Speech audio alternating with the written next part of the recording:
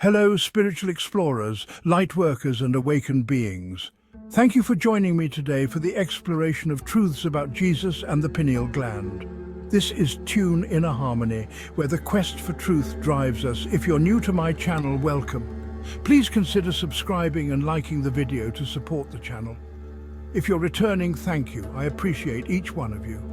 Today, we're diving deep into a captivating topic: the hidden connection between Jesus and the pineal gland, and how the Bible serves as more than just a collection of stories.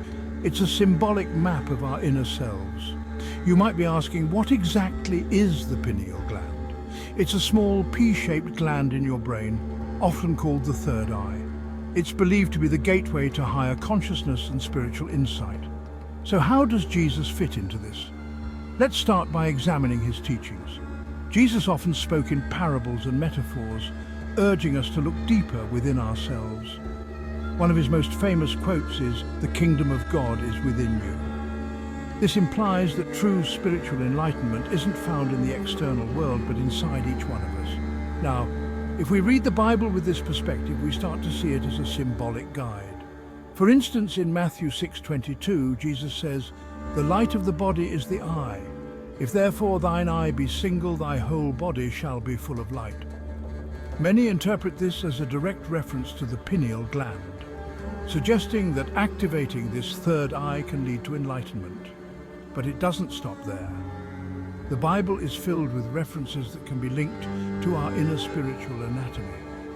The land of milk and honey mentioned in Exodus is often seen as a metaphor for the brain's secretion of melatonin and serotonin, key chemicals linked to the pineal gland. By understanding these symbols, we can unlock a deeper layer of spiritual wisdom. It's like having a map to navigate our inner world, guiding us toward greater peace, understanding, and connection with the divine.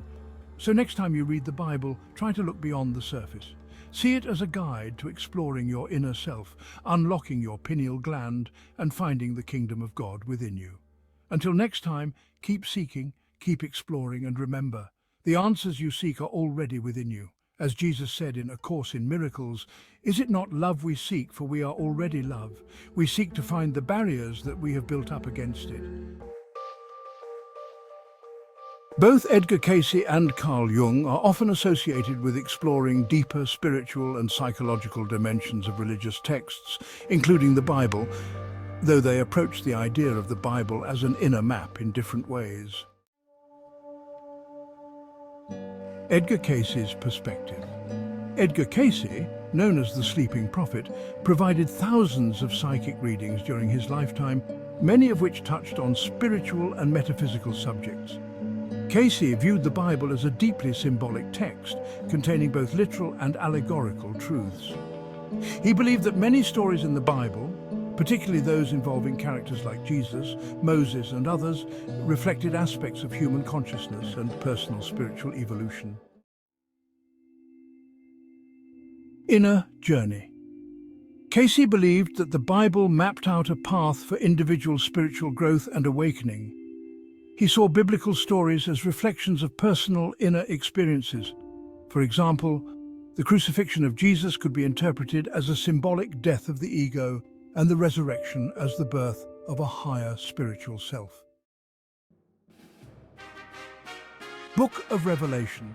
Cayce also provided specific readings on the Book of Revelation, suggesting it was a symbolic representation of the inner struggles and stages of spiritual awakening, reflecting a transformation of consciousness within each person.